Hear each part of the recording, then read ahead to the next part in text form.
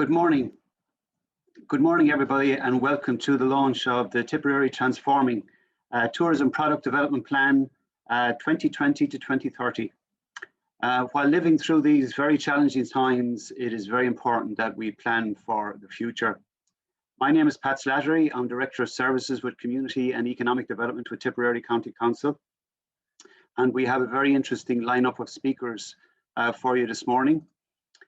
And before I ask our Cathaoirleach to do an official welcome, just to show you the lineup,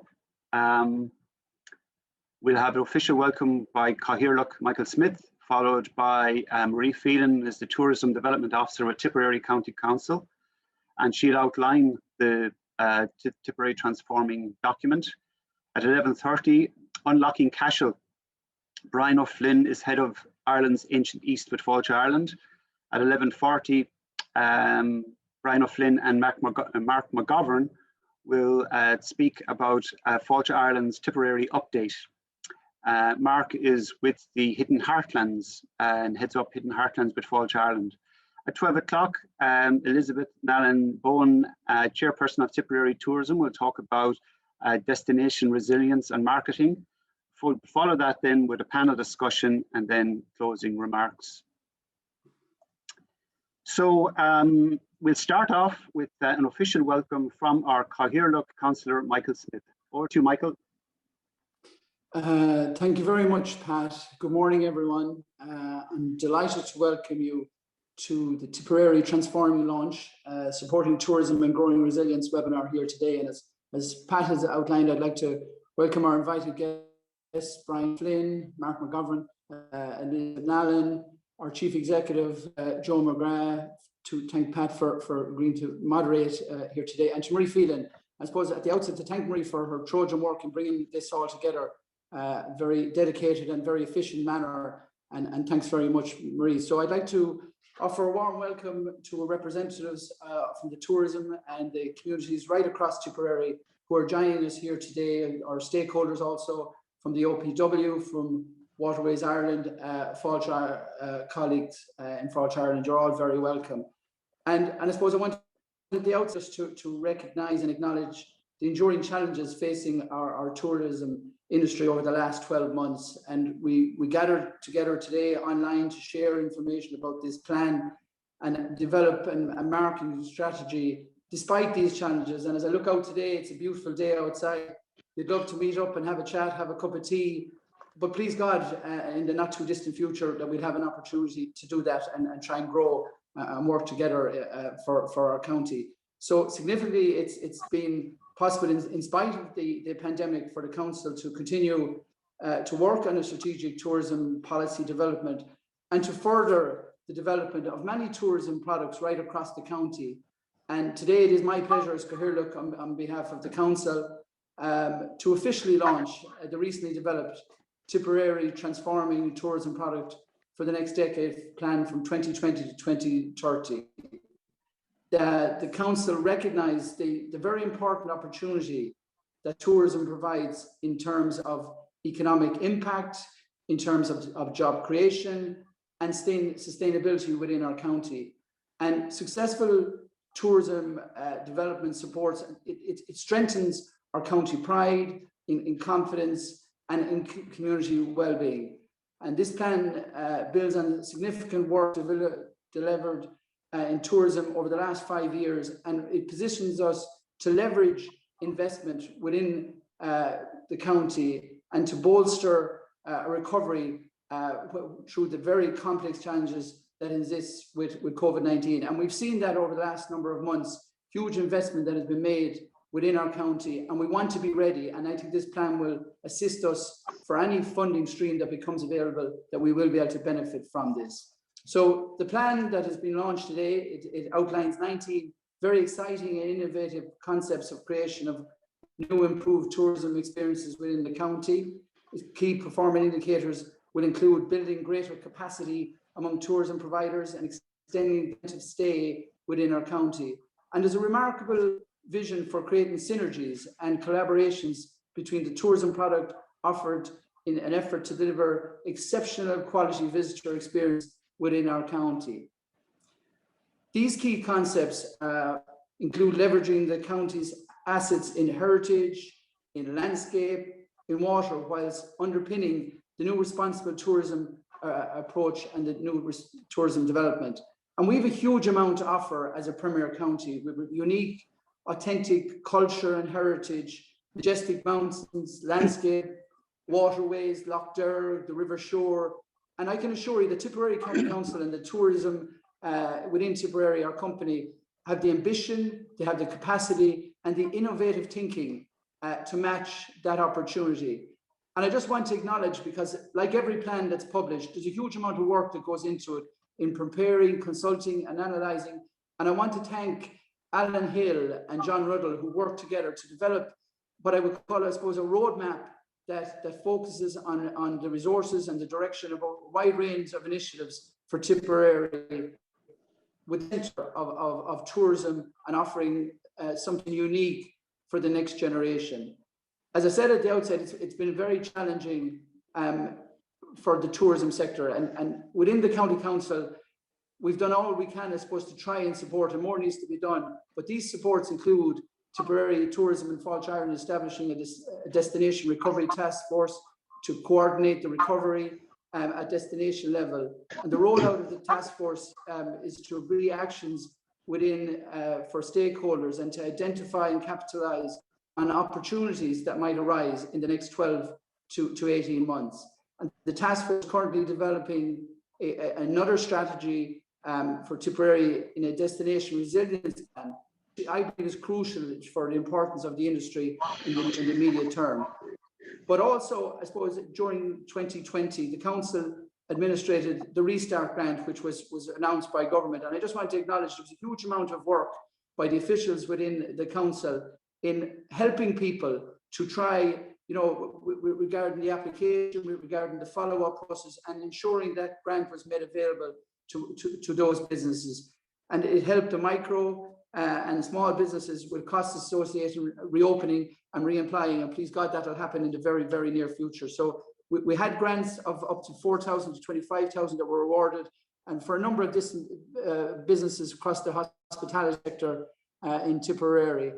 And I do know our local enterprise offices in both Clonmel and in Nina, they offer a huge amount of courses online in relation to managing your business, in relation to social media, and they're all online in the coming weeks.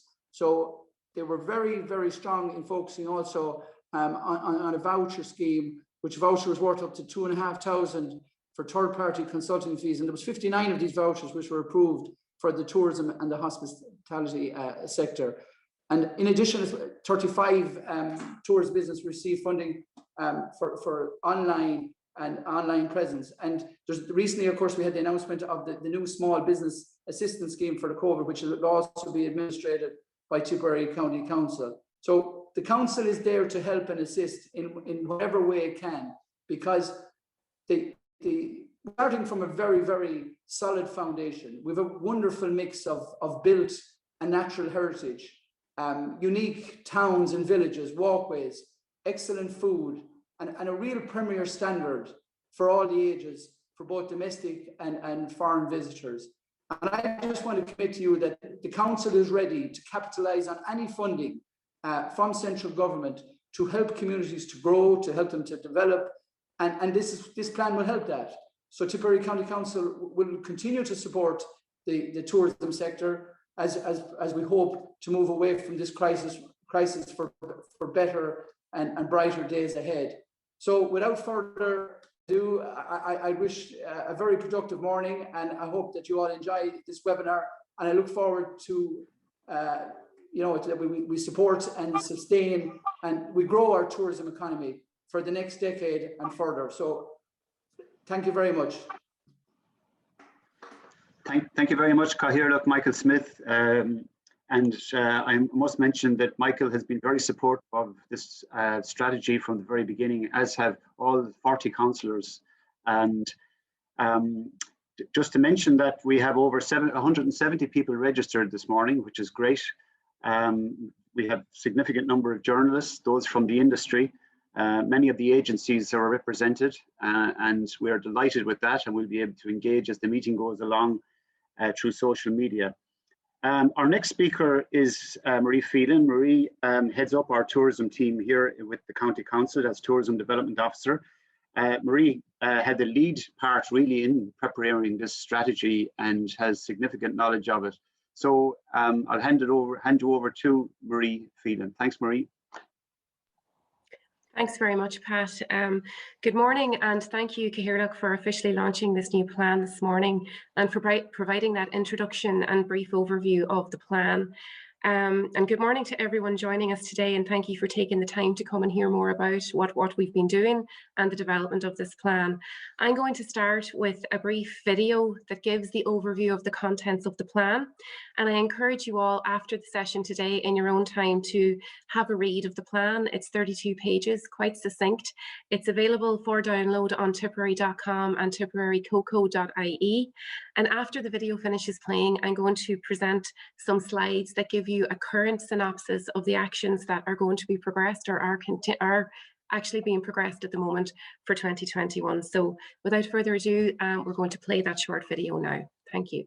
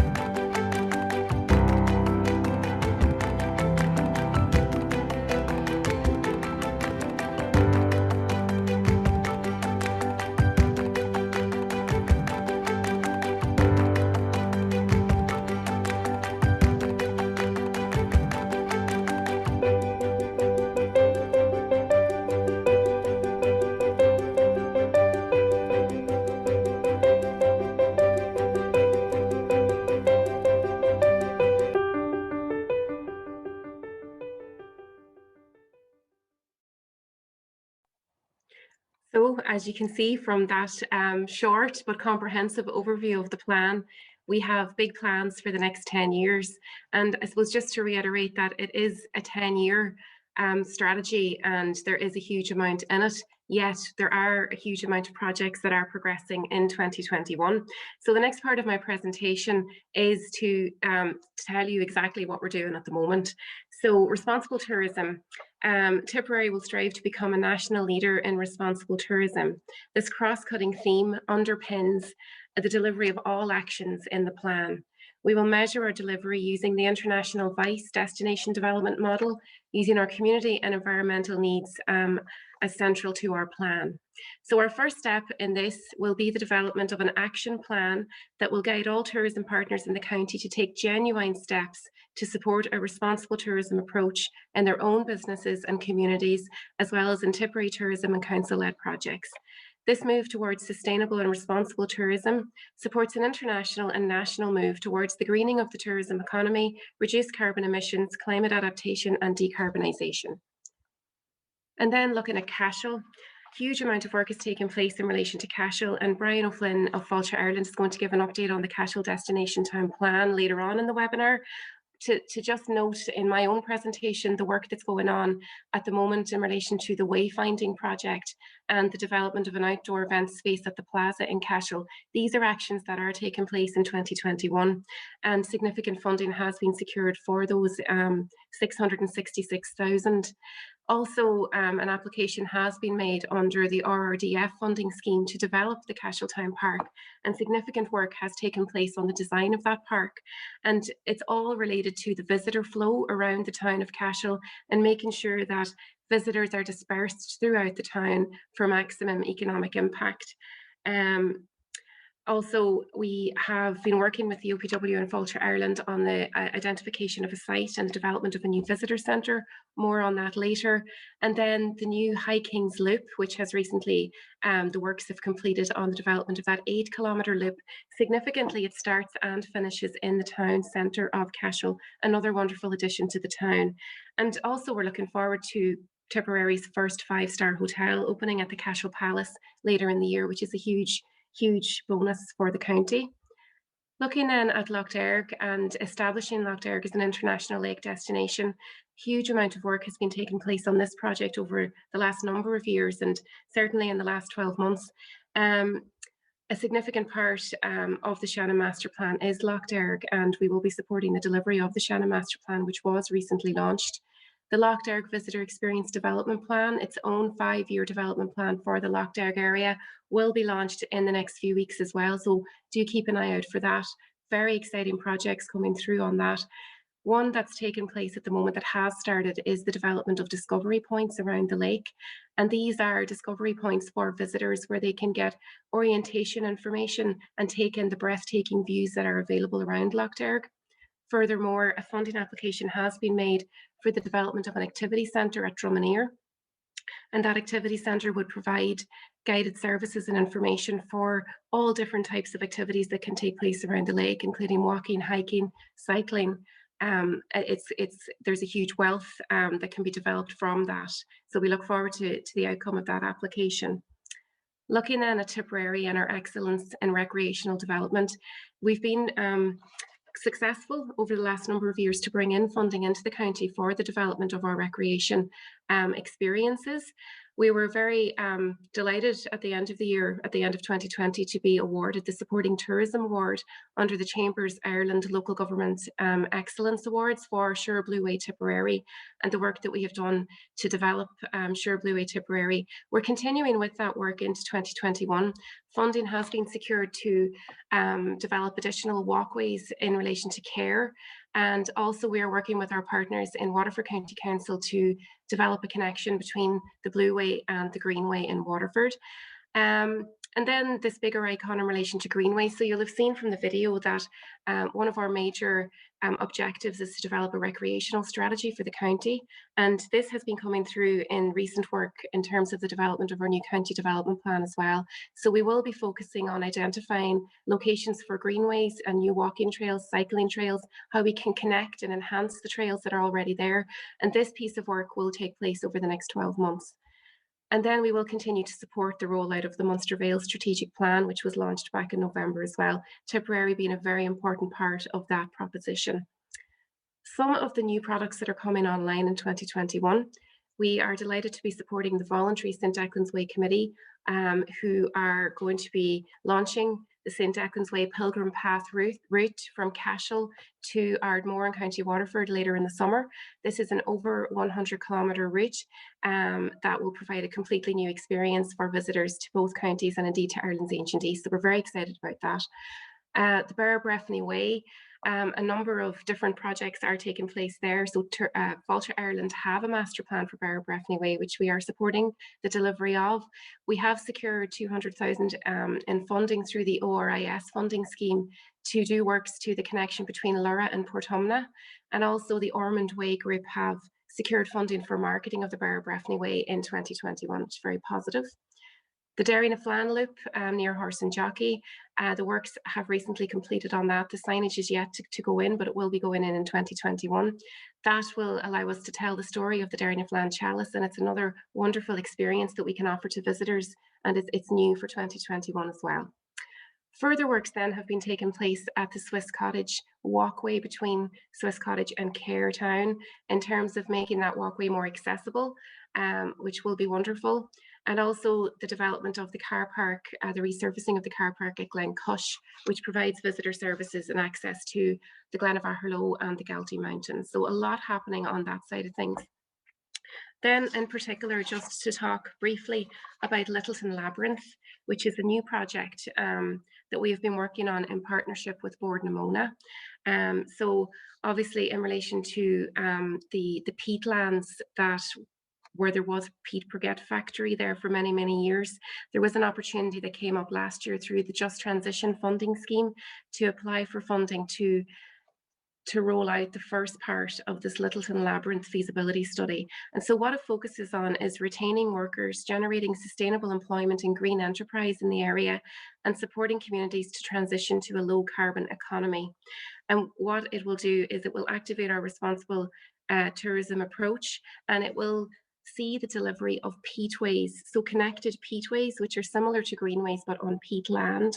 And there will be 6 looped walks coming off one central spine connecting 8 rural villages.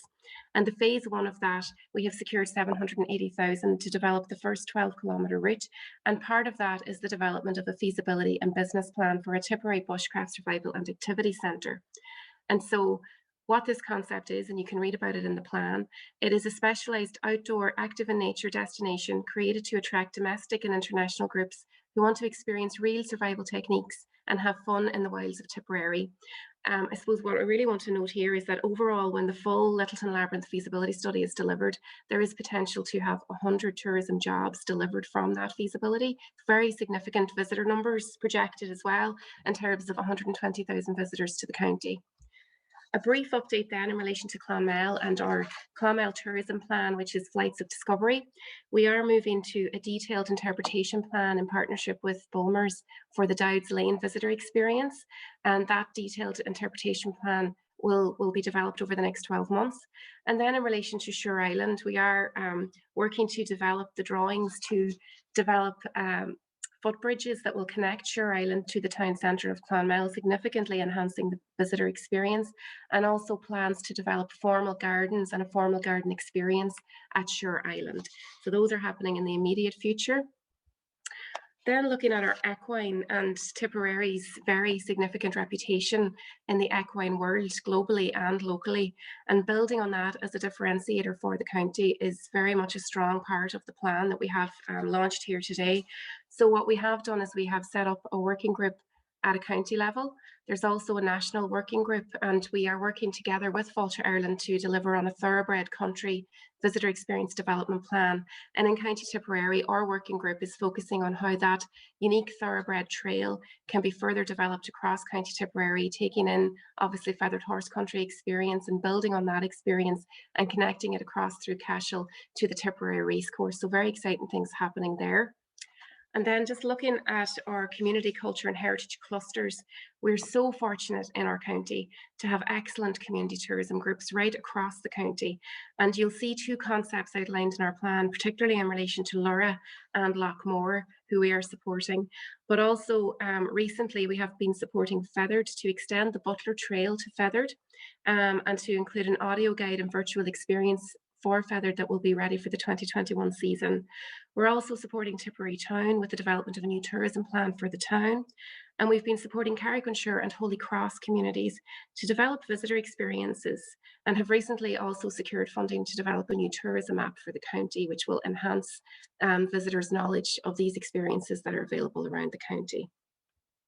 So finally, just looking for a moment at reimagining our town centres and our destination towns.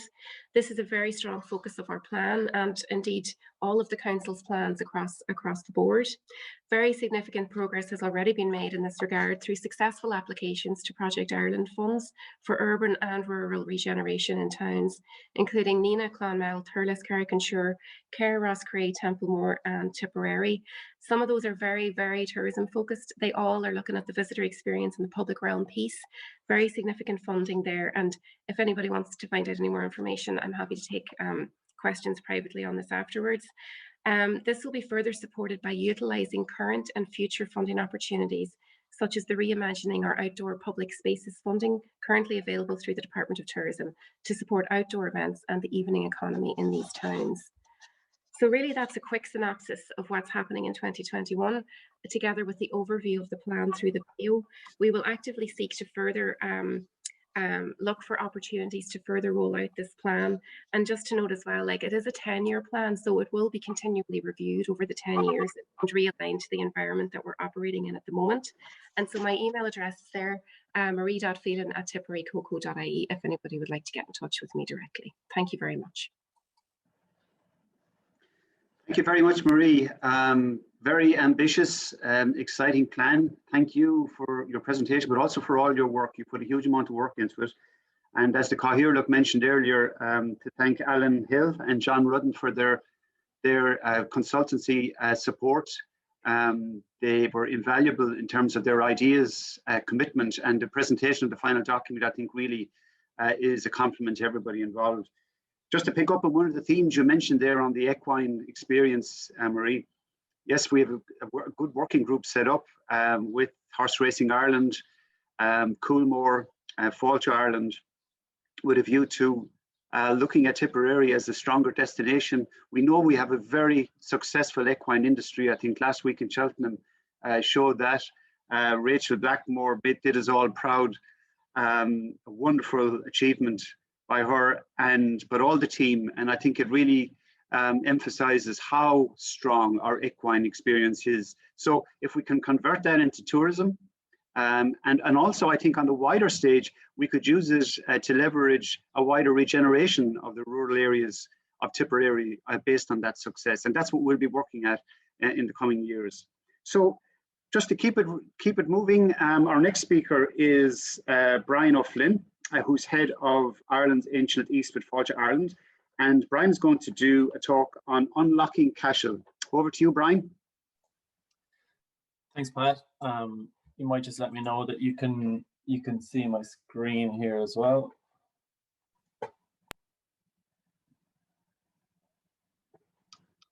Yeah, all good. Thanks.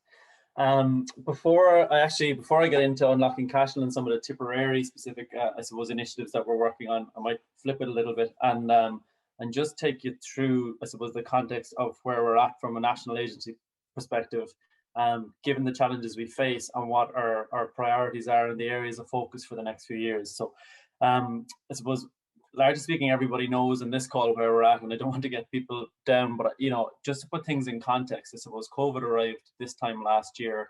None of us imagined we would have seen a second St. Patrick's Day and a season where we would be in very restrictive lockdowns. But the context, I think, is important. It's here for a lot longer than we imagined it would be, and the legacy effects of it, whatever they will be here for a lot longer too. So as an agency, we have reviewed our corporate strategy to make sure it's fit for purpose for what the industry needs over the next 5 years. So look, everybody around this call knows that we've been faced with repeat closures, continued uncertainty. The knock-on effects of that are, huge financial pressures for businesses, managing employees, etc.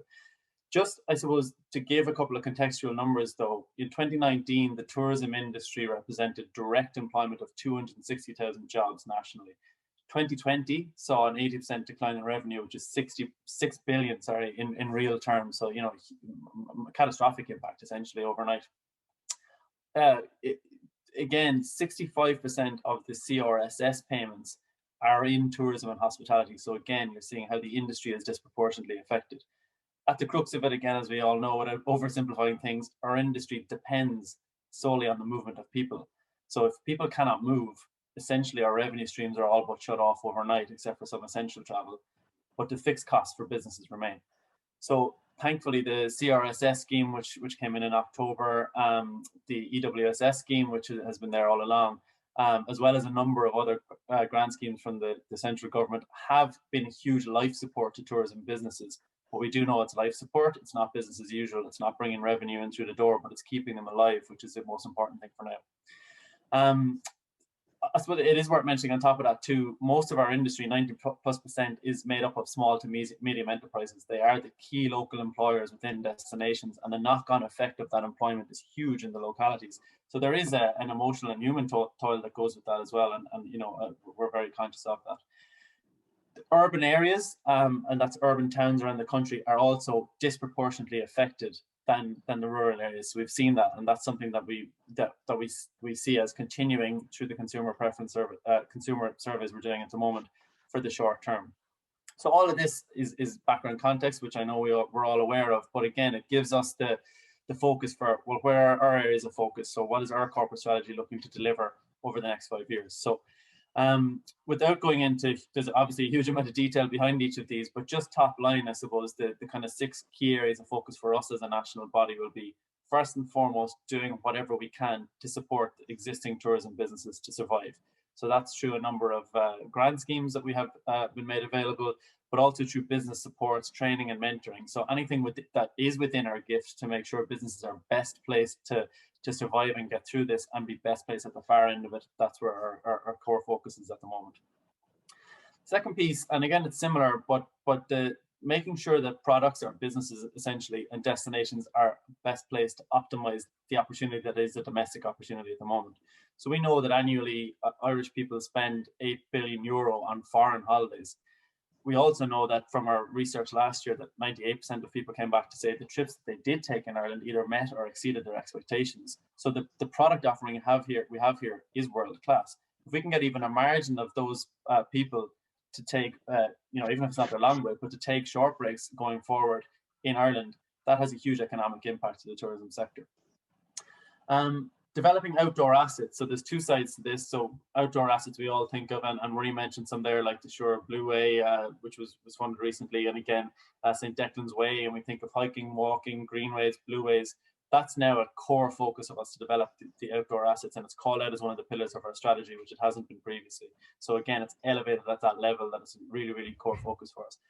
But there's another side to the outdoors too. There's the urban outdoors. So how do we work with the urban centres to leverage the outdoor space that they have to attract people in?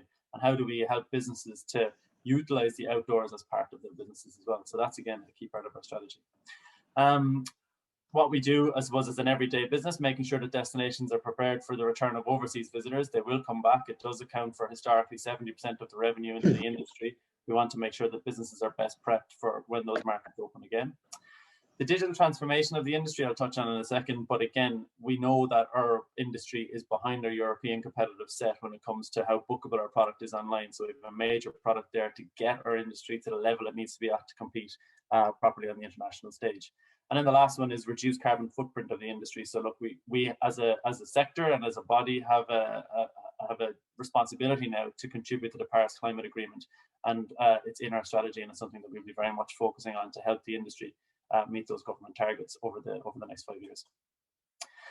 I just encourage anybody who's out there, if you're not aware of this, make sure you log on to fáilteireland.ie. There's a COVID business support. So we have now 14 suites of supports up there, which have been updated on a weekly basis.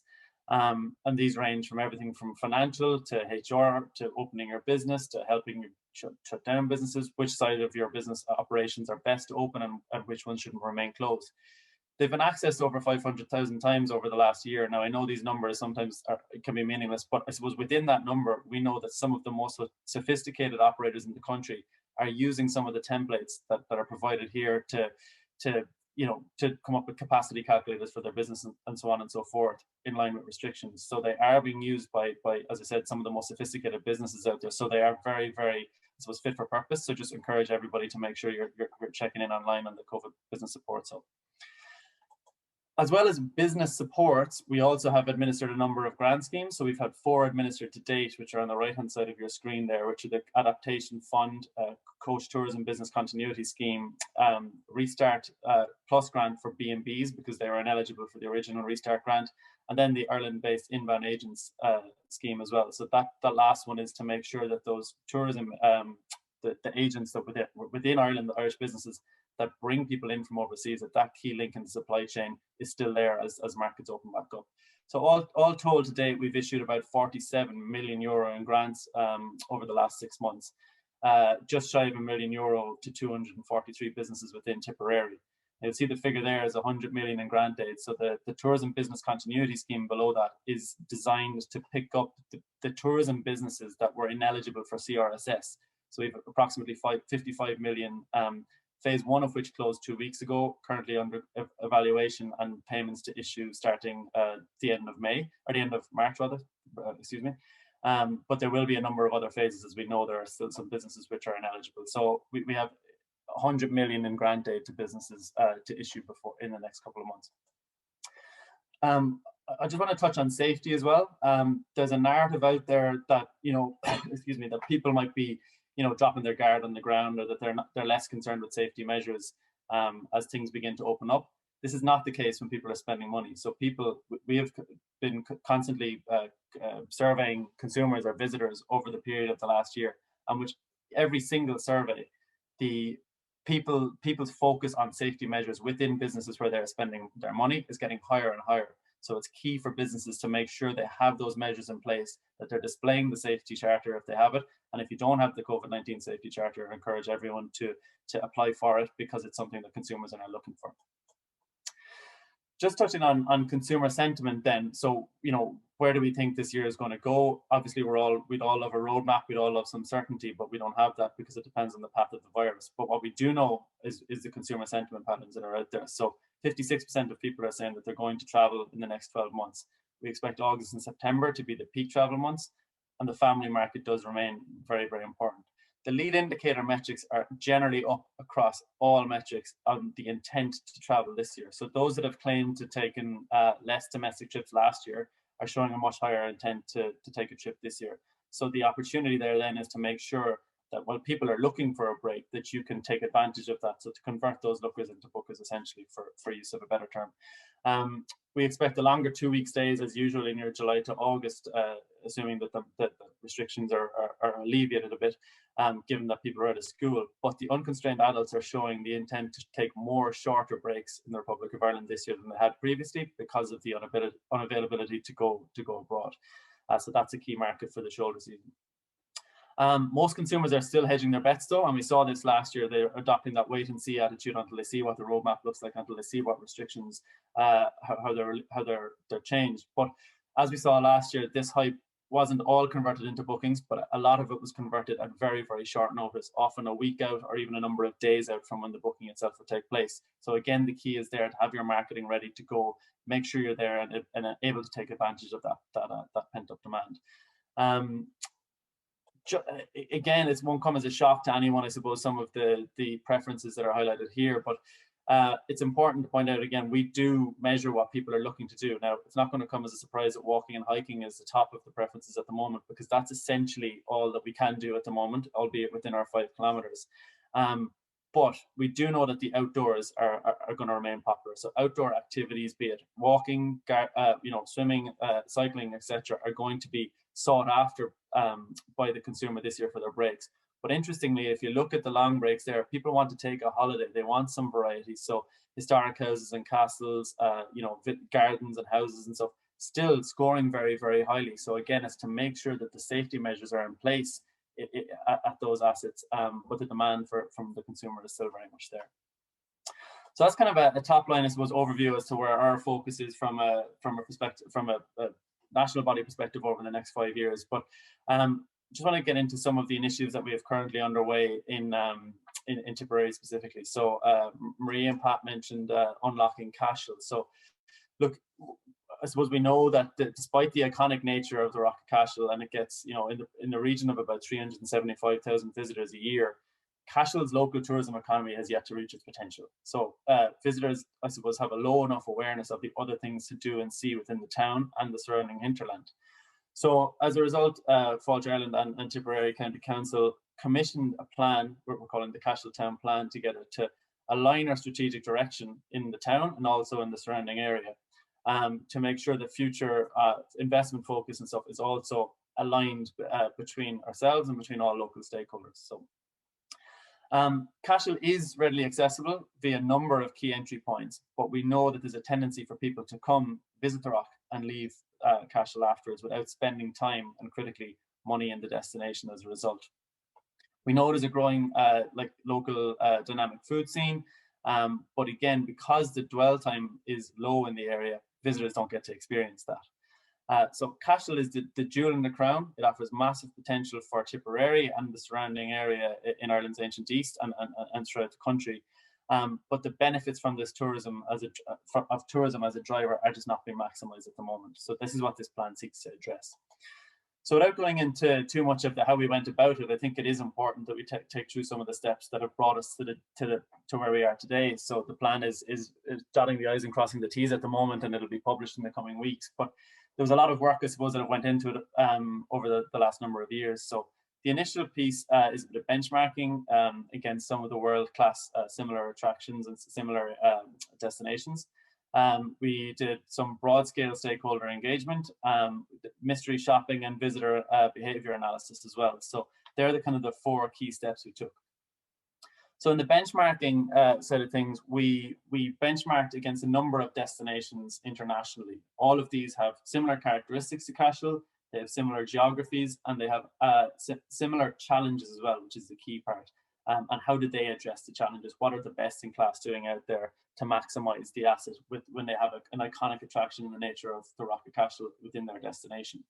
So there's a huge amount of learnings that came out of this benchmarking exercise, but we can narrow it down to 3 core things. So firstly, the best in class, they have things to do both at daytime and at nighttime in the broader destination to bring the place to life. Secondly, the strong orientation and interpretation, so that's kind of the signage, essentially, wayfinding, etc. And then the third thing, that there's a destination appeal, and there's an offering and a feeling of the destination that sings out in everything in the broader destination. So a lot of people probably here today would have partaken in the stakeholder engagement piece. I know we had over 60 people attending the Holland of Féile late in 2019. So all of that input has been captured in the plan as well as to where we go and how we address the challenges.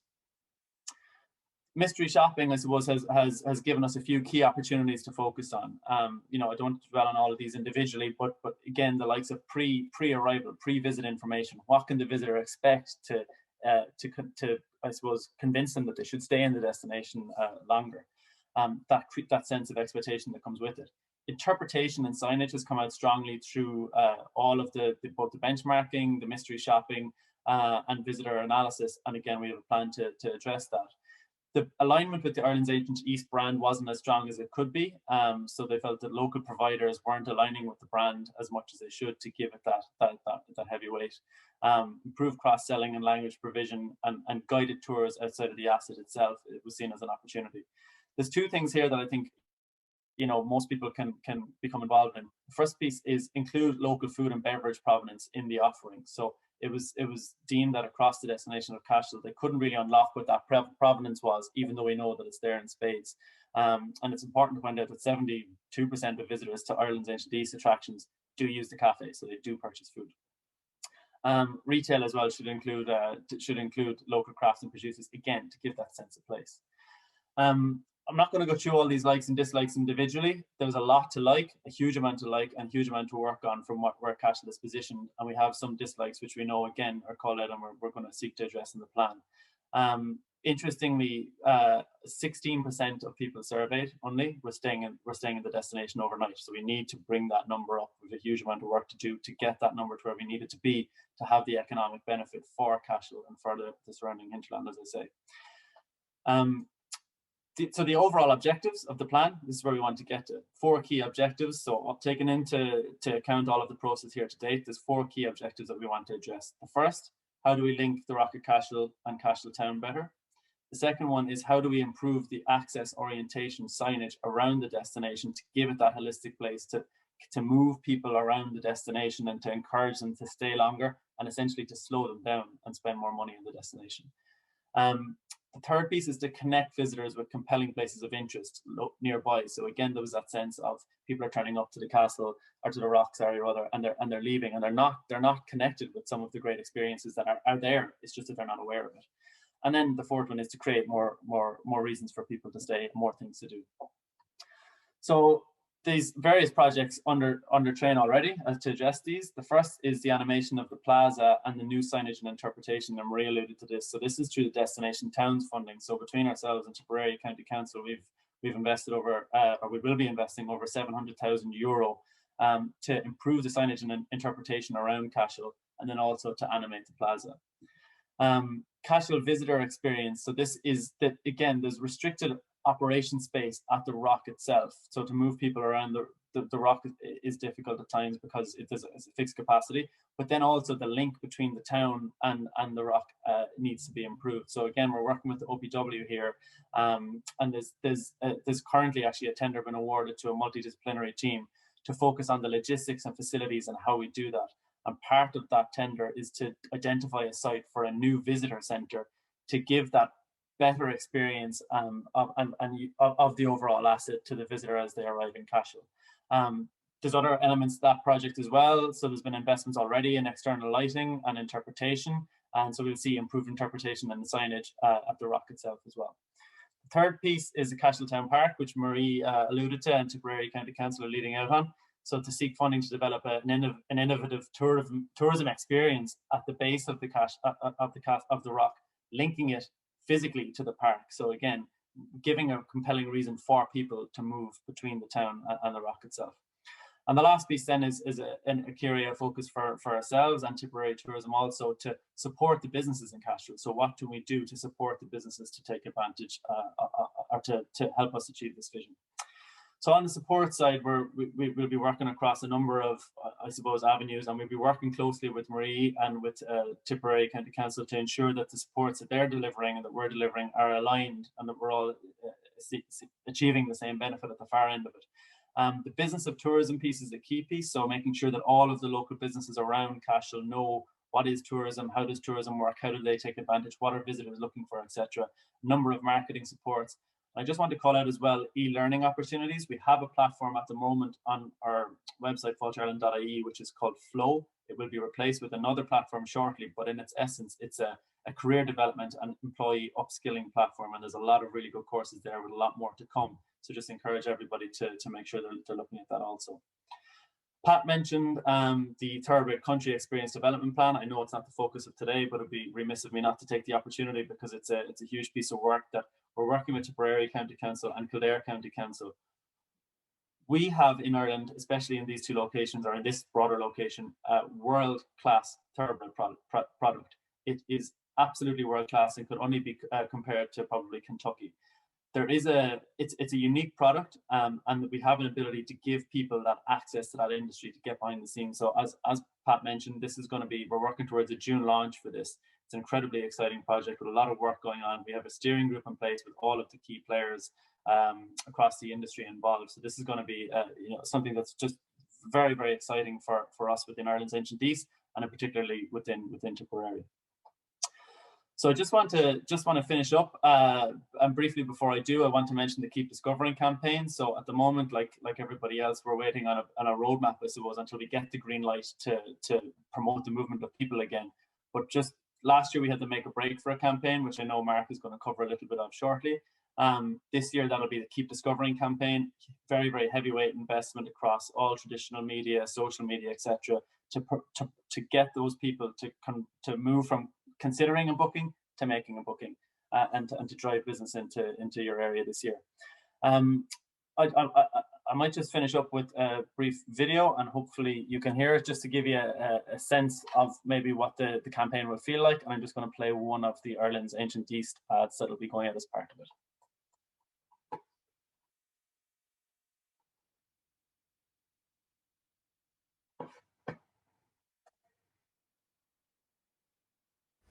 You might think you know Ireland's Ancient East, but maybe it's time for a closer look.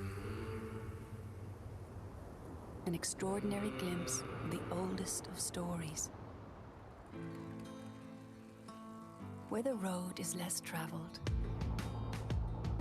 and there's treasure to be found, where spectacular sights await your eyes. Battles are won, legends are born, and the adventurous spirit always rewarded.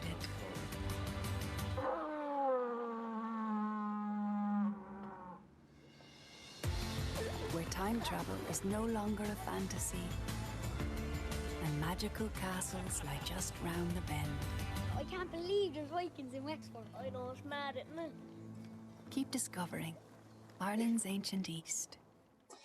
That's it for me. I'll hand back to you. Thanks, Pat. Thank you very much, Brian, for insightful and interesting presentation. In acknowledging the challenges that the industry faces at the moment, I think you mentioned that really it's on life support for much of the time now. And that's all of our ambition, is to keep those destinations and the activities alive with different supports. But in so doing, I suppose today is all about planning for the future and know that there is a future. Cashel, what you've outlined there, really is a game changer within the county. And with the five-star hotel that Marie referred to, the new visitor centre and all the various different improvements, we would hope that the success of Cashel would impact on the county at large, particularly towns like Tipperary that do need to be rejuvenated, and would definitely welcome the overspill from Cashel. So our next speaker is Mark McGovern, and Mark heads up the Hidden Heartlands with Fáilte Ireland. So welcome, and over to you, Mark. Thanks very much, Pat. Great to be on today, and I'm just going to test that my screen shares here first. No, it's great. Thank you all for giving me the opportunity today to speak. So is everybody seeing this okay? I presume everyone can see that okay? Yeah, it's fine, Mark. Yeah, brilliant. Sorry, I just want to make sure that. So listen, thanks very much, first of all. Yeah, it's great to have the opportunity to present on the Hidden Heartlands. Mark McGovern is my name. And I thought it would be easy just at the start, just to kind of give everybody a quick overview on, I suppose, where Hidden Heartlands features within the brand map. And you can see there Ireland's Ancient East in the gold and the Wild Atlantic Way to the left. And we've got the Hidden Heartlands there in the middle. And there's a little kind of a brownish area sort of to the right hand side there, where we've sort of an overlap area. So just for people, I suppose, who maybe are curious, we've got an overlap there with Ireland's Ancient East in certain areas, just so there are some businesses that may feel that they're sort of the nature of their offer can be tailored maybe more so one to the other. So for example, in Offaly, for example, we've Clonmacnoise, which would be within the Heartlands geography, but very much that kind of ancient theme. So they kind of use both brands. So I just think it's important to point that out first. And then this is the brand proposition about what we're all about. So it's very much about the green heartlands of the natural beauty, activity and relaxation centered around rural communities and their lifestyles, discovered across a latticework of land and water trails showcased by the River Shannon and the Bear Breffni Way. I think this worked really well when you think of COVID last year. You know, so much of the appetite of domestic visitors was to get out and about and explore. And I think in many ways, Hidden Heartlands really tapped into that. And I suppose the River Shannon had one of its busiest summers in years. In the months that businesses could operate, people did flock to the Shannon. The activity providers along the river, the lakes, had a really busy summer. So I think that paired with the fact that this is a very underpopulated area, you could say, that lent really well during COVID, that people were looking to get away maybe from urban centres and get out and about in the outdoors. So our brand proposition is very much about active in nature and yours to uncover. These are sort of our signature assets, the kind of the still water. So while we think of the Wild Atlantic Way maybe as kind of crashing waves and things. It's kind of the sparkling water. We're more sort of about the still water, you could say. So kind of the lakes and rivers, obviously the forests and bogs. So the landscape, the terrain, the textures are very different. And we've obviously got the cruising on the Shannon, the active in nature, both on land and water based. And there's obviously, of course, the family fun, the hidden gems, and never forgetting, of course, angling and golf, which are a big part. Just, I suppose, because Hidden Heartlands is a very young brand still, we only launched in 2018. So I suppose we have a journey to go on. And this is just to show we're sort of very much still at an early stage of brand development, but we're building momentum all the time. And the appeal among the domestic and international market is growing. And you can see on the right-hand side, these are the figures for 2019 pre-COVID. So we're kind of, we're going in the right direction. This just gives you an understanding, I suppose, because Heartlands is arguably the most misunderstood. It's the most unknown place. We have only about 4% of bed stock in the whole country. So a lot of both, not international visitors only, but also domestic, there's this sense that people don't really know this region as well. It's less, I suppose, trod upon from a visitor perspective. But you can actually see on the left there, that's actually all registered accommodation. And we've created a kind of a heat map which shows you how the region looks. And you can actually see that both to the north of the Shannon, kind of Carrick-on-Shannon over towards Cavan Town, lots of great hotel, B&B, registered stock, guest houses. You've also got around Athlone, the Mid-Shannon, Loughree, but actually down around Lough Derg as well, which of course is the focus of my presentation today. Lough Derg, there's plenty of great accommodation there, different accommodation types. You can see the map again, very warm for activity providers. But you could argue that maybe other parts of the country would be more dense in terms of visitor attractions, but actually the Heartlands is very much about activity providers, walking trails, kayaking, paddleboarding. So that's tied in really well in terms of the COVID world we're living in at the moment, that a lot of people are looking for these types of activities. But equally with the attractions, we have some great attractions across the Heartlands, and there's more on the way. But it's just that's kind of, needs to probably grow more to build more experience of scale. It was touched on earlier on about the Shannon Tourism Master Plan, which was launched quite recently, which is really exciting. And that was a really big project led out by Waterways Ireland, but a huge input as also from all the local authorities. So another opportunity now to thank them all, including those on this call, for the great work done on that across all the local authorities. And because this is actually the first time there's ever been done a master plan for the Shannon River in its entirety from north to south. There were little bits and bobs of plans along the way across different parts of the river, but this is the first time there's a holistic plan. And there's within the plan, we talk about over 70 million euro of funding, hopefully over the next number of years, to really untap the potential of the Shannon and some of the great visitor experiences along that. These are some of the strategic initiatives. Just for anyone who hasn't read the master plan, this is some of the strategic initiatives that are listed in there. And you can see there around things like on-water visitor experiences. So like people really, we saw that last summer, that the cruise boats in the Shannon had their busiest summer in years, and that was all domestic traffic. It's easy to forget that about 70% of all traffic on the River Shannon is usually Germans. So, they couldn't come last year, but yet we had full cruise boats all through the summer and into September with domestic visitors. So there was certainly an appetite there. We got some great research done with those visitors, and there's a great appeal to go and do that again. You've also got the enhanced waterside visitor experiences, the towns and villages along the Shannon, and of course around the environment as well, connectivity. So it's a really very much a partnership approach with some big projects there. And this, I suppose, when we look at Lough Derg specifically and Tipperary, there's so much to see along the banks of Lough Derg there, from kind of Terryglass up the north, which is so close to the cruise hub of Portumna, right down through the likes of Dromineer, Gary Kennedy, and of course Ballina, Killaloe. So, a depth of things, and then even across to Nina as well, being close by. So it's a real pivotal part of the plan. And just for people who are dialed in today, I suppose, just to understand that Lough Derg is one of our 3 core hubs within the Hidden Heartlands. We've sort of the area up around Carrick-on-Shannon, we've kind of Athlone, Mid-Shannon, Loughree, and then we've Lough Derg. And we saw this last summer as well with media visit, everything, that Lough Derg was so busy because everyone wanted to go there. And just in terms of the master plan, there's some early investment gone in there. 1.3 million euro has already gone in from Fáilte Ireland towards the restoration of Connacht Harbour in Portumna. But that's really important also for Tipperary, because that's kind of the cruise hub at the north end of Lough Derg. So all those boats with huge amount of extra mooring capacity for boats now, means there's lots more opportunities for people who are experiencing the lake to come and visit the villages along the way. And then there's also €2.5 million of funding towards the Shannon already in terms of improving mooring all the way along the River Shannon up to the north to kind of Leitrim, Cavan as well. And then of course it's supported by the Lough Derg Visitor Experience Development Plan. The Bear Breffni Way, for those of you who aren't familiar with this is the longest waymarked way in Ireland, a walking route.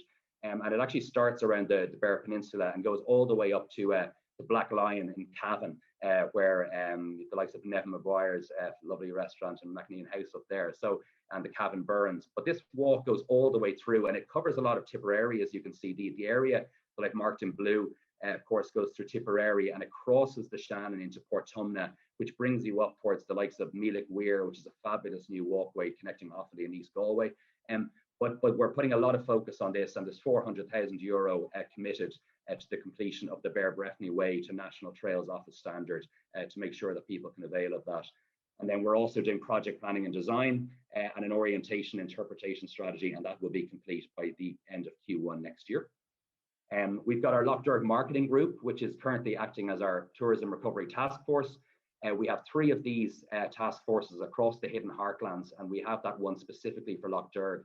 And this is to work with businesses to help them with survival mode in terms of business liquidity, obviously leveraging our outdoor assets. So we've some ideas identified there around things like a Lough Derg challenge, where people maybe when they check into a hotel can go off and do walks, cycles, swims.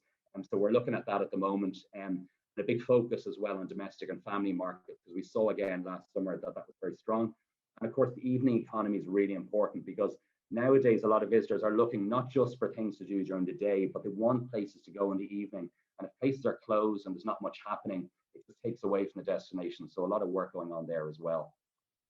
We're also helping in terms of NINA, the Historic and Cultural Quarter. So we're partnering with Tipperary County Council and the OPW on the RRDF project for planning and design of the regeneration of the NINA Historic and Cultural Quarter. Beautiful area around there with the castle and the jail. So great opportunities there. We've also set up a Hidden Heartlands Tourism Network Development Programme, and we're delighted to actually already have 28 participating businesses for Lough Derg alone, which is fantastic. And it shows the appetite people have to cross-sell, because this is so important when people are booking a trip, and let's say they're staying somewhere like the Lakeside Hotel in Ballinakilaloo. When they come, they need to know there's things to see and do. And now we're seeing this kind of the coming together of businesses and cross-promoting packages, so that it's, when people check into the hotel or are booking their stay, they can see all these different things that are available on the doorstep or within a reasonably short distance. And one thing we're really excited about, and Brian touched on our Digital That Delivers strategy. We've actually, since 2019, we've been working on a really exciting website improvement grant program. And we've got 40 websites that are currently going live. About 20 or 23 of them actually have already gone live. But by the end of this by H1 of this year, we will have 40 brand new websites for visitor attractions, activity providers all across the Hidden Heartlands. And this is a game changer, really, because when you think about planning your trip to the Heartlands, about a year ago, if you went and you booked the hotel, probably about 20% of those businesses you could actually book online for the attraction or the activity provider. At the end of this half year, we're going to have about 40 businesses that will have online booking capability. So people can actually book all these before they even leave their house. So it's a really exciting development. And this gives you an example of the quality of websites that's coming through. This is the Irish Boat Rental Association, who delivered a brand new website that hadn't been changed in about 10 years. And you can see how they've almost used the Shannon Master Plan to kind of bring this interactive map to life on the website. And again, you can see Lower Shannon Discovery Zone 3 with Lough Derg there. So, it's great to see this. You can see that they've identified the visitor profiles that they're tailoring it to: family, culturally curious, angling. So this is what we want to see. And what's also been great is we've seen this on every single website that's going live. We have a Hidden Heartlands specific brand page. And we've given them all a template with their web developer to create a list of things to see and do that are nearest to that experience. So this is just some examples of some of those pages, 4 different websites there, where you can see that they've got Lough Derg videos there now. They've got a whole suite of things to do within sort of 25, 30 minutes of their location. So again, it's all about encouraging cross-selling. It's not just about your business, but how can we support other businesses nearby? So we're really excited about this one. And I thought it would just be a useful opportunity with the marketing campaign about to come up now with Keep Discovering. We had a great opportunity last summer, and I think that's really important for the context of this year, that how many people came to Lough Derg in the Heartlands last year. And we saw massive appetite. And this is just some of the stats. We'll share this afterwards in terms of the intention to take a break that Brian shared. But we've had an amazing experience with Lough Derg. And this was the ads that we went out with in the national newspapers last year. So the Irish Times, the Independent, the Sunday Indo, the Irish Examiner. So we actually worked out of the 3 main hubs in the Heartland. So every kind of week or two, we had Lough Derg, as you can see, featuring on the right-hand side there. This is another example of some of the travel supplements we created. And it built up a great appetite for domestic visitors to take a break. And you can see again there, we've broken it into the 9 counties in the Heartlands, just to give different visitor experiences a chance to kind of promote themselves on their website so people could book online. We also got some great some really good articles as well across some, written by the likes of Paula Canela, the travel editor. So, really, really strong sort of articles around walking, cruising. This is an example again in Tipperary where we had the likes of Alan there and his team in the Old Barracks Coffee Roastery. So the journalists started the visit going in there for a lovely coffee, and then down and did some of the activities around kind of Nina Castle, down towards stayed in the lakeside, and then kind of did some of the kind of cycling and that in the area. We also had Virgin Media, which was a great opportunity because it's lovely to have visual opportunities to really talk about the destination. And you can see again there, we had a full segment on Lough Derg, which showed some of the great things like kayaking in the area. It was great to have the guys on the show talking about that. We had Baz Ashmawi, the media person who came along as well. He specifically asked to go to the Heartlands. He spent 3 full nights on Lough Derg and had an amazing time with his family there. So again, it was just brilliant. This was almost kind of, influencers reaching out specifically to us to come there because they'd never been to this part of the world before. We had a series, RTE, No Place Like Home, that was kind of spearheaded by Catherine Thomas, but we had the 2 lads, the Donovan brothers, who came to Lough Derg as well. I had an amazing time. That's them on the boat at Ballina. They're just going with James Whelan on the boat cruise. Had a brilliant time. And then the likes of lovin.ie. This is a massively popular website for people planning domestic trips. And again, to get a whole section of that website put into Lough Derg, make a break for it, and some of the great little experiences that you can visit in the area. So, it was a really exciting opportunity, and I think it's going to give an appetite for those who did come last year to maybe come again. And for those who did come, maybe they'll tell their friends and family to come. So great feedback. And then as we look into 2021, these are obviously the sort of the triggers that we're looking at. It's obviously inspiring more visitors to come, converting them into sales, which is most important. And then, of course, down to the industry to deliver those amazing experiences that we know happened last year. So we'll also have, I'm very excited to say, a brand new Ireland's Hidden Heartlands ad as well. So I'm going to play this, and hopefully the sound works. There may be 1 or 2 small tweaks to this because we're still working on it, but this gives a rough idea of the ad for Heartlands and a nice feature of Tipperary in there as well. If I could just play this. You might think you know Ireland's hidden heartlands, but maybe it's time for a closer look. To weave through labyrinths lush and green, where pockets of pure escape emerge from the blue. And every look holds thrilling relics of epics that have already been sung. Here, every stone upturned leads to new adventure, and memories are simply made. There are many ways to get from A to B in this hidden heartland maze,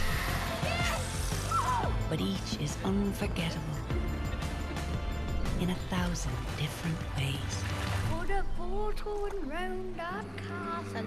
Keep discovering Ireland's hidden heartlands. It's a lovely castle. So I think that gives maybe a snapshot. And this just in summary then, so just again, sort of the Shannon Tourism Master Plan, obviously, that I covered. We've got, of course, the Lough Derg Marketing Group. We've got the Visitor Experience Development Plan that's coming. There's obviously the Bear Breffni Way that's happening in the background. Of course, the Nina Quarter that I talked about. We're going to continue to develop the Network Development Programme and to roll out training supports for them. Obviously, continue that very strong partnership with Tipperary County Council, and thank you again to them for all the support to date. And of course, the Business Continuity Fund, which is live at the moment, and we've lots of applications coming in there to provide business supports. And then, of course, the Keep Discovering marketing campaign. And we hope to have be able to share a media plan soon. It all depends on when, of course, the government announced the end of different restrictions. We're not allowed to obviously advertise on TV while there's a lockdown. So we will be able to share those media plans when we have them. So that's all, I think. Thank you very much. And yeah, I'm just stop sharing my screen there. Thank you very much, Mark. Well done. A lot of work going on in the Hidden Heartlands, and we're looking forward to the lockdown visitor experience strategy, which will be coming out shortly with a lot of new destination plans there. And I also noted your little plug for Alan in the Old Barracks Coffee in Bird Hill. I'm also a big fan as well, so you'll be delighted to hear that mentioned. Thank you again, Mark. Our next speaker is Liz Nallen-Bowen, and Liz runs a very successful Hotel Manila in Clonmel. Another great win in Cheltenham last week. Manelo Indo won the Gold Cup. Another fantastic win for Tipperary for the Manelo Hotel. But Liz has also taken a leadership role in chairing the County Tourism Committee, and brings a vast experience and insight into steering the direction in which the Tourism Committee is going. So Liz is going to do a talk on destination resilience and marketing. Over to you, Liz. Morning, Pat, and thank you very much. Great to be here today, and great to have everybody here in Tipperary. We're sorry we can't show you all the sights of Tipperary and the glorious sunshine we have today for those of you that aren't here, but please God, next year you'll all come and visit us for this in Tipperary. For those of you who don't know me, and as Pat said, I'm Elizabeth Nallen from Hotel Manila in Clonmel, and we're one of the stakeholders in the Tipperary Tourism. Delighted to be new chairperson of Tipperary Tourism, and just try and help to promote the county. As you saw from a lot of the publications earlier, very exciting stuff coming on board. We've all been through a very, very tough 14 months in tourism, but we'll survive, we'll get there, we'll come back. And with the supports that are in place, and we're looking for more supports, you know, from Fáilte Ireland, the County Council, and all the government bodies. It's great to have them behind us in tourism, and we do need everybody to continue. So we'll just go through a little bit of what we've done in 2020, 2021. Some of it's already been covered, so bear with me if it's been covered already, but it's just to tell you really what we've been doing and what we have been doing for the last few months and few years.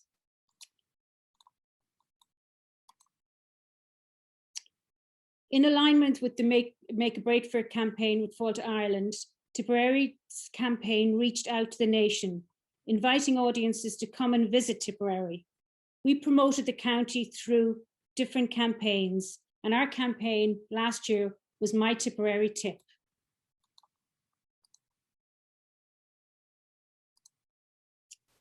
Let's look back a little bit at the highlights of our 2020 campaign. Under the umbrella, we had 6 mini campaigns, and as a result, Tipperary promotions were viewed 11 million times.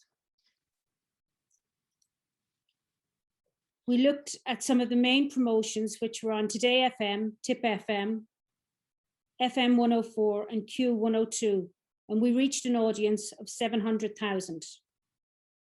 Tipperary was featured on Nationwide in February, featuring the Sure Blue Way, and one of our members, John Cummins, was featured on the Elaine Show at Halloween.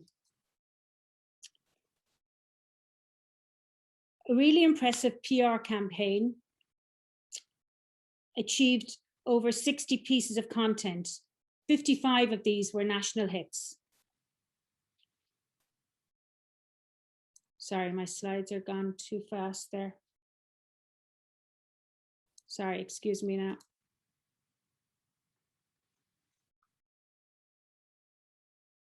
And we had a PR value of over 423,000.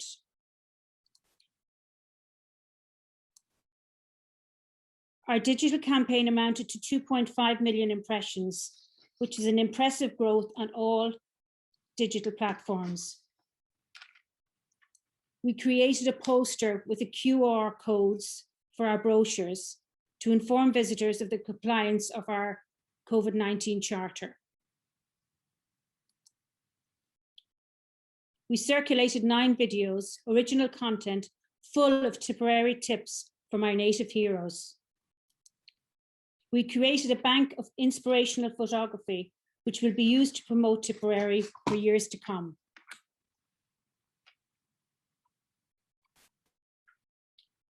And so to 2021.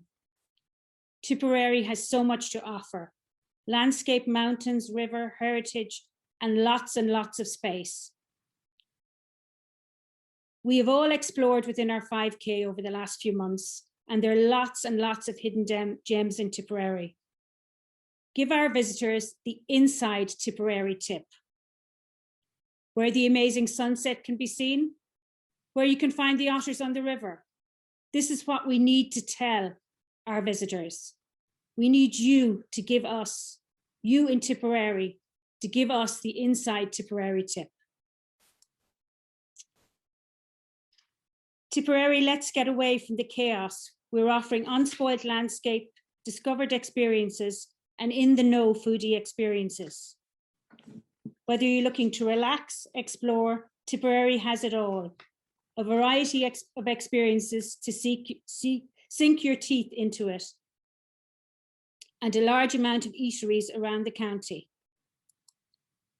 Last year's successful My Tipperary Tips. The Inside Tip is a new evolution of this programme, resulting in a campaign that feels fresh and has the same ethos. We will be looking for your tips. Getting the authentic secret insider knowledge from locals gives the visitor a real sense of exploring the unspoiled. We will invite ambassadors, local heroes, of which we have many in Tipperary, to promote our county. Sam Bennett, Nicola Drought will create video content of these inside tips with these campaign heroes, telling secrets of their home county. We will align our campaign to the government Living with COVID roadmap and will promote the county as appropriate. First, through a county-wide campaign showing Tipperary within its own county. Secondly, through a nationwide campaign and staycation drive. This campaign will include a focused PR campaign, a digital campaign, and an audio campaign.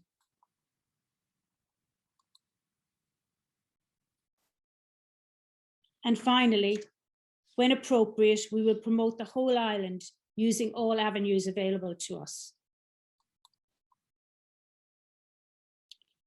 A reminder of the hashtags, for Tipperary.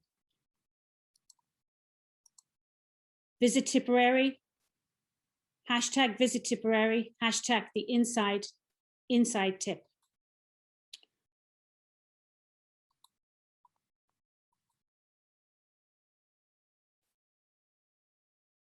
Sorry, my slide. Sorry, I seem to have a technical issue here. My slides are frozen.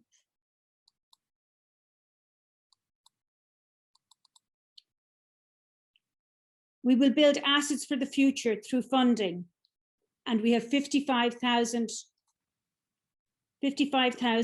euros. We'll create a new app for the county alongside with a digital interactive app. These two new products will allow for in-depth research and planning of trips within the county.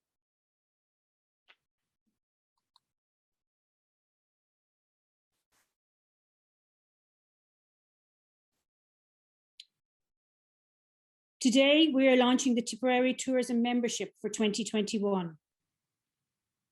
5 years in existence, Tipperary Tourism is now reaping the benefits of a dedicated tourism identity. I would like to thank Marie Phelan here for all her dedication through the last few years. And to see where we've come in 5 years is amazing. We've all been members of tourism groups, and Tipperary, my goodness, we've had many down through the years. But this in the last 5 years has really come I haven't got words to say how far. And when you see from today's presentation, you can see the quality of what we're producing now in Tipperary is just amazing. But we need all of the Tipperary people to come on board with us and help to promote Tipperary. We need you, but you also need us to promote Tipperary. And I think because through COVID, we all realise how much tourism means to the county. We're offering business opportunities and communities to cooperate and collaborate with us to promote Tipperary domestically. This year, we've decided that the membership will just be €1 for membership to Tipperary Tourism. So we would ask all of you to join with us to promote a better county. Membership can be applied for through our website, tipperary.com. What do you get for your €1? Well, you get lots in Tipperary. Your story will be told on our digital channels through media. And fellow members will share this content, giving your story a greater voice.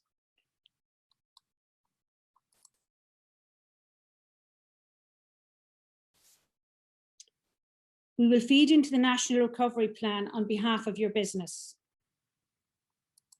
Your business will be listed on tipperary.com, which is constantly updated with new content.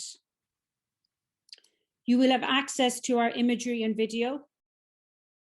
We will communicate with you regularly through bi-monthly newsletters. A Tipperary Destination Recovery Task Force has been developed to coordinate recovery at a destination level. The role of the task force is to agree actions and between the stakeholders, identify and capitalise on opportunities that arrive over the next 12 to 18 months. Also to align with marketing efforts and Ireland's Ancient East, Ireland Hidden Heartlands and Discover Ireland marketing campaign. The new stakeholder group is led by Tipperary Tourism in cooperation with Fáilte Ireland and supported by the County Council and the OPW. Stakeholders from across the industry and across the county are represented and working together to specifically address issues arising from COVID-19. As part of the Resilience Task Force undertaken by Tipperary Tourism in 2020, we will have new exciting plans ready to go. We are here to support you.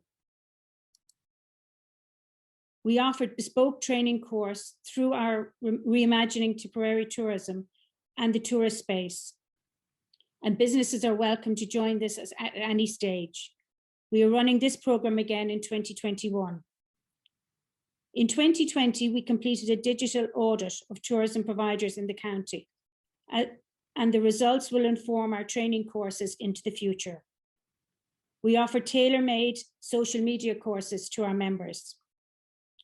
We will continue to support the COVID-19 Charter and continue to encourage all providers across the county to complete the certification. As we all know, the last few months have been very, very difficult for all of us. We will survive in Tipperary and we're in a great position to recover. I know it's hard to stay motivated for all of us, and all of you in businesses know the challenges that are out there. There are many turns in the road and we will get there, but together we will create a sought after destination Tipperary. Thank you. Thank you very much, Liz, and particularly for that emphasis on Tipperary together, that the importance of us all promoting Tipperary, being positive, and it needs to work hand in hand with all the great projects that are going on in the background. And thank you for that great presentation. We're at the end of the presentation, so we're going to do a short panel discussion now. It'll be followed by some closing remarks from our Chief Executive, Joe McGrath, after that, and then finally a very short little video at the very end. So just to open up a panel discussion, we'll bring back Marie, Brian, Mark and Liz, And we've had some of the questions coming in throughout the morning. I'll start with the first one before me here, coming from Helen in Clonacody House. Will ways and means of developing more sustainable and regenerative tourism be addressed? Maybe Brian or Mark might come in on that one. Sure, Pat, yeah, I'm happy to take that. Yeah, it's a very timely question, actually. So we're actually in the process of developing 4 regional tourism plans for each of our regions at the moment. And the very purpose of those is to identify sustainable tourism development priorities across the region. So to unlock the commercial potential, yes, but also to make sure that it's sustainable, developed in a sustainable way. So Marie mentioned earlier the voice model, and that's the visitor, the industry, the community, and the environment, and that's very much the principle we will develop all of our plans around. So it's timely, and yes, it's in train. And Marie obviously mentioned already the responsible tourism being a core part of the Transforming Tipperary plan. So yes is the short answer. Great, thanks, Brian. Marie, do you want to add anything to that? No, I suppose just to reiterate what we said in terms of the tourism product development plan and the action plan that we are going to be developing for 2021. So if anybody has a particular interest in this area and would like to get involved with us in the development of that action plan, they would be more than welcome to do that. Thank you. Great, thanks, Marie. I've a number of questions. I might group them together. The first one is from Councillor Joe Hannigan. For businesses who in a situation requires them to alter or upgrade their offering or their supports. The second one is from Maggie O'Malley Brown. Any grants available for setting up a tourism business in Cashel? And a third one from Nikita Purcell from Pop-Up Spa. I'm interested in tourism grant for my business. What grants are available? So really, I suppose the 3 of them are around supports and grants.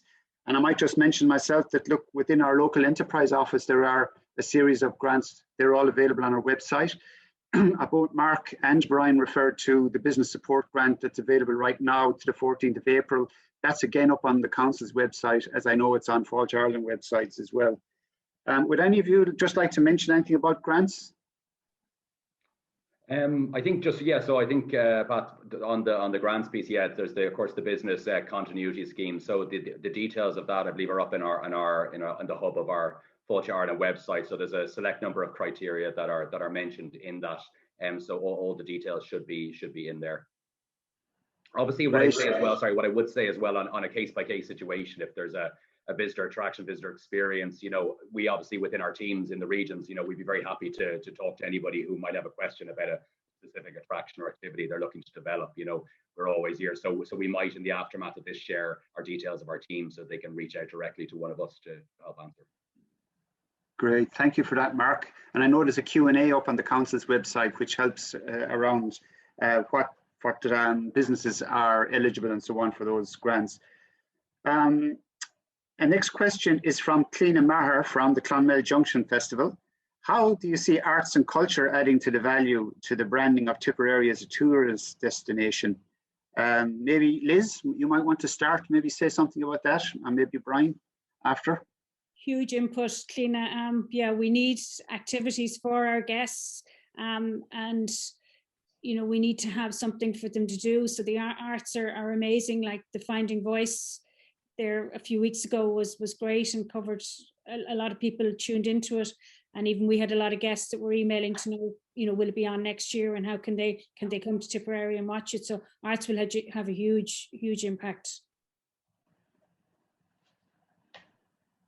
Yeah, Pat, I agree with Elizabeth there. Absolutely. Look, I mean, arts and culture is a key part of what we try to do with the Ireland's Attendees brand and also all of our brands, Hidden Heartlands as well. So bringing that living culture to the fore is a key part of the experience on the ground. So it gives, while it might not be necessarily the attractor sometimes for people to visit a place, it's the reason to stay, spend longer and spend more money, and also return visit and tell the story of the place. So we have, I suppose, we do work with a number of craft makers and providers and stuff to develop saleable experiences as well. But I'll just go back to a piece covered on the Cashel plan. Again, making sure that food and beverage offerings, that retail offerings and stuff showcase the local produce and showcase the local crafts. Again, is a simple way of doing it, but very, very key to the visitor experience on the ground. Yeah. Great, thanks Liz and Brian. And the Finding Your Voice, yeah, that was really successful. I know it got a lot of airplay on Lyric FM, a lot of promotion and mentioning Clonmel, as well as the performers. And I think during the current climate, we have to also remember our performance people who are also struggling and challenged. So as we come out of this, we need to find new avenues for them, for their arts and so on. Marie McMahon from the Tipperary Tourism Museum of Hidden History asks, what marketing methods can museums with indoor facilities use to encourage new visitors into our attractions? I presume Marie means during the current climate and maybe as we come out of it. Anybody like to come in on that one? I suppose there would probably be a few different things there. I suppose there's probably more of an opportunity now, I would say, from a digital perspective online. You know, there's a lot of, you know, also low cost solutions there. I mean, there's, you know, I suppose whether it's through social media reach or through other online channels, that can often be I suppose the easier way.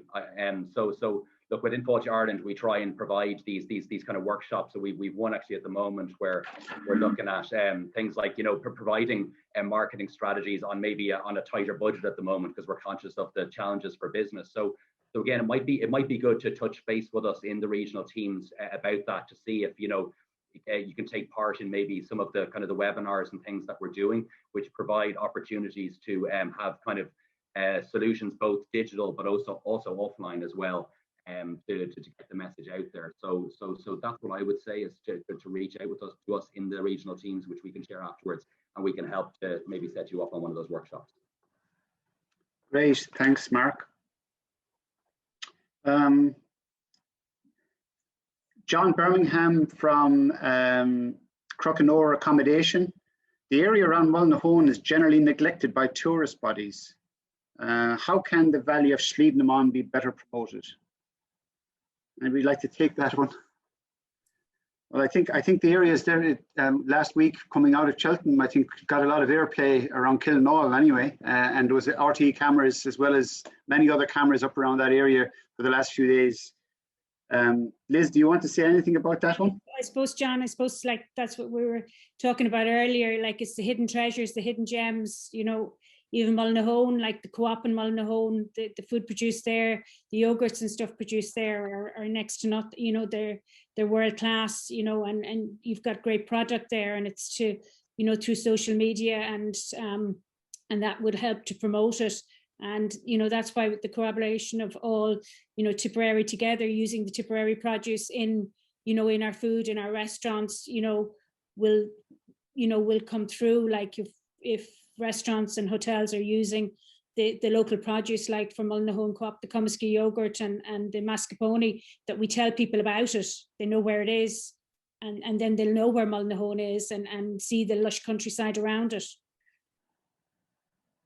Great, thanks, Lisa. And I think it's important that, you know, Tipperary has a growing micro food, family foods industry that I know from the local enterprise office, we're constantly supporting new businesses around foods.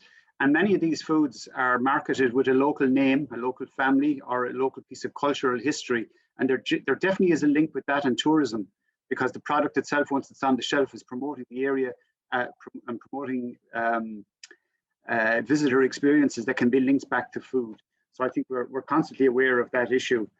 I'm conscious of time, and before we bring in Joe McGrath to do some final remarks, just maybe one other question. And I think, Mark, you referred to this earlier on. Why does my business in North Tipperary Uplands near Lough Derg have to be in Fáilte Ireland Angel East? That was Claire Leon, Tipperary Mountain Trekking Centre. I think you did address that. There is that brown area. Do you want to say anything further about that? I think you gave a good answer to it earlier. Yeah, absolutely. I think it's important for people to note, if you know, I think in certain situations like that, there might be a visitor experience to in this particular case, which you feel it might be more closer aligned to kind of, I don't know, the active in nature message that we have. So what I'd say there is, I mean, kind of talk to us in the teams. It might be an opportunity, like there are some, for example, visitor experience that will have both logos at the bottom of their website. You'll have Ireland's Ancient East and Hidden Heartland. So what I would say about that, if somebody feels strongly that they're kind of maybe on the other side of the boundary, so to speak, that's not to say, look, we wouldn't embrace them together, that there might be opportunities to benefit from both. I don't know, Brian, what your thoughts there, but I think that works pretty well in other parts of the geography. This isn't us telling you this is the way it has to be. You can absolutely reach out to us and kind of get the benefits of both, so to speak. Yeah, absolutely, Mark. Look, I mean, we have to, I suppose, draw a line somewhere to align with what the asset base is for the visitor and target markets, but there's no hard border, essentially, really. I mean, look, to us, if a visitor goes from one region to the other, that's a win-win. We're not trying to necessarily keep them just exclusively to one. So, yeah, reach out to us. Absolutely, we're happy to work with you. As we always say, the visitor doesn't see a boundary. They see an area. So, reach out to the local team. Great, thank you, Mark and Brian. Just while we were on the Q&A there, we had a query earlier on from Sean O'Mara regarding the 50k threshold in respect of the recent grant. There is a good Q&A, Sean, on the council's website that explains all of that. I think it was also addressed by Brian and Mark earlier on. We had a tweet from Paul Keneally, the travel journalist, and thank you very much, Paul, for that. So, look, I think we'll bring the Q&A to an end to thank Mark, Marie, Ryan and Liz for your contributions and for your presentations earlier on. Gives me great pleasure to introduce our Chief Executive, Joe McGrath, who I know has a huge passion for tourism in the county, to give us our closing remarks. And over to you, Joe. Pat, thanks very much indeed, and good afternoon to you, and good afternoon to all of the participants and indeed all of our speakers. Just want to leave with a few messages, I suppose. I hope everyone has enjoyed the presentations and enjoyed this this session this morning and going into this afternoon, and that you do go away with a greater sense of what we're trying to achieve here, working across the sector, working with so many people in the public and private sector, what we're trying to achieve in terms of rolling out Tipperary as a serious destination. I want to firstly acknowledge that the industry is in the most difficult position it has ever been in. And I see that. I can see that in terms of the hotel sector, the entertainment sector, the pub sector, and so on and so forth. And there really is a very, very difficult challenge out there, and we're trying to navigate our way as a country out of all of that. And we will get out of that, and we do know that, and it will take time. And what we're trying to do is say there is light at the end of the tunnel, and that light is getting brighter. And we hope that it's a bit brighter today than it was at the start at 11 o'clock, that you see now that we do have serious plans in Tipperary. So I do want to acknowledge that. I want to acknowledge the work that the industry does and has been doing throughout this county in terms of moving Tipperary forward. I want to also mention about the plan that has been launched today, and so many plans are talk about the future in terms of future works and future actions. That's not what this plan is about. In fact, well over half of the projects in the Tipperary Tourism Destination and Product Plan, well over half the projects are actually in place or getting in place, planning started or work started in one sense or another on these various offerings. So we're actually moving forward with this plan as we speak. And not to forget that we've already put the foundation in place in terms of other plans, such as the Tipperary Tourism Strategy. That's in place. We've worked with the County Tourism Board, and Liz, thank you so much for your support with that over so many years. We also have other plans in place. Many of you would have attended the launch of the Munster Vales plan towards the end of last year. Really exciting offering. We're working with our neighbours in Cork, Waterford and Limerick and so on to get that out. We have the lockdown plans in place, and we're working with the national plans that Brian and Mark have outlined there as well, indeed Waterways Ireland, the Shannon Master Plan as well. So what we have been doing over the last number of years is putting the foundations in place in order to, if you like, take us forward in terms of what we had to do. The one piece that was missing, I think, in Tipperary was the product development plan, and that's been launched today. And I think we've now put that piece of the jigsaw in place, spelling out very, very clearly a set of ambitious plans and ambitious projects we want to get off the ground. And as I say, many of those are in place. So what are we saying in Tipperary? We're saying we have a great offering. We're saying we're not prepared, we're not happy to play best supporting insofar as the tourism. We want to take our place as a serious destination, a destination of choice, whether that be for the person coming from within Ireland or the international visitor. And we know there are going to be restrictions internationally in the next, well, certainly this year, and we can't project beyond that. but that's a huge opportunity for Tipperary because the great outdoors and what that has to offer in terms of people finding a safe place in which to holiday, that's Tipperary. That encapsulates what Tipperary is about. So I hope everyone gets a great sense of the fact that we are ambitious for the county and we're working with yourselves. The role that you can play, well, Liz has offered you at a very cheap price there, Liz, I think €1 to become a member of the Tipperary Tourism and all that you get for that. And we need the more that we can get into that network, the more of you that we can get into that network, the stronger the voice becomes. Again, would throw that invitation to you. So I want to conclude, Pat, by just thanking all of our speakers, led by our Cathaoirleach Councillor Michael Smith. Michael, thanks for your support, your ongoing support. And indeed, I want to thank each and every one of the 40 elected members of Tipperary County Council who provide us with the investment and support in order to work with others in order to move these plans forward. Also to thank Mark and Brian. I think we're working closely with yourselves with Fáilte Ireland than we ever have before, and that's really welcome, whether it's through the Ireland's Hidden Heartlands or the Ireland's attendees, whatever offerings. And we're delighted with these offerings because they really sit well for Tipperary. So thanks to you indeed for all of that. For other partners that perhaps haven't presented, but they're partners like OPW, Waterways Ireland, and there are other partners that are out there as well who are working closely with us in terms of projects. Thanks to all of those as well. And indeed to the industry itself, we will see brighter days. There's no doubt at all about that. And getting our act together as a county and being ambitious for a county, we're ambitious, and we know all of you are ambitious as well. And I want to conclude, I suppose, by thanking some of my own staff, Marie Phelan and all the staff in Tipperary County Council in the tourism sector under the directorship of Pat Slattery have been absolutely incredible and amazing in terms of what they're doing and the work they're doing. And I know from speaking to them that they share that ambition and they're working very, very clearly in the background the whole time to get these plans out. So Marie, thanks to you and all the team. If we were in one place, we'd ask for a round of applause for you, Marie, and indeed all of the team in the background there as well. I've also mentioned, Liz, thanks to you at a time when your own business, I suppose, I've no doubt, Liz, this is the most challenging time Manila has ever faced, but notwithstanding that, you accepted the invitation to be chair of the Tipperary Tourism Company, and thank you for that, for stepping up to that. And indeed, I want to thank all of the backroom team that you can't see or hear to facilitate this session. Kerry-Ann Norden from Red PR Communications. Kerry-Ann, thanks to you, to Tom Russell and Dean Robinson from AFE Support. Thanks to you as well for all the work to make this, I think it was a seamless in terms of technology getting us through today. So look, let's onwards and upwards. Let's move forward. Let's work together collectively and work with our neighbours in terms of counties, work with Fáilte Ireland and the other agencies that are out there to make Tipperary a destination of choice and a serious destination. And it can be, and we can be that. And I've no doubt at all about that. So Pat, back to you, and take care and stay healthy, and may God bless each and every one of you. Thank you very much. Thank you very much, Joe, for those closing remarks. You've taken most of my thanks away, but just to join you in all those thanks that the people you've mentioned. If in addition to Marie Phelan, who did a huge amount of work on it, just to mention Sinead Cahalan, her colleague, who did a lot of work on it as well. Just to mention Sinead, she's kept us all right, and to thank Kerry-Ann, Dean, and the team there as well behind the scenes, because it was seamless. We're coming to the close. Thank you all very much for joining us today.